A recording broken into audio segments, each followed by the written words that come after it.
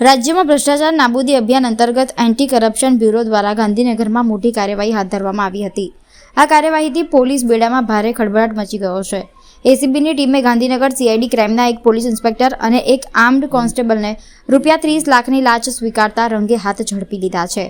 પ્રાપ્ત વિગત મુજબ એક જાગૃત નાગરિકે એસીબીમાં ફરિયાદ નોંધાવી હતી કે તેમના મિત્ર વિરુદ્ધ વર્ષ 2024માં નોંધાયેલા એક ગુના મામલે સીઆઈડી ક્રાઇમ સીઆઈ સેલના પોલીસ ઇન્સ્પેક્ટર પીકે પટેલ તથા સીઆઈડી ક્રાઇમ સીઆઈ સેલના આર્મ પોલીસ કોન્સ્ટેબલ વિપુલભાઈ બાબુભાઈ દેસાઈએ ફરિયાદી પાસે વર્ષ 2024માં નોંધાયેલા એક ગુના મામલે કોઈ કાર્યવાહી ન કરવા બદલ ₹30 લાખની લાંચની માંગણી કરવામાં આવી હતી, જે લાંચની રકમ આપવા ઈચ્છા ન હોવાના કારણે ફરિયાદીએ સમગ્ર મામલે એસીબીનો સંપર્ક કરી લેખિત ફરિયાદ નોંધાવી હતી।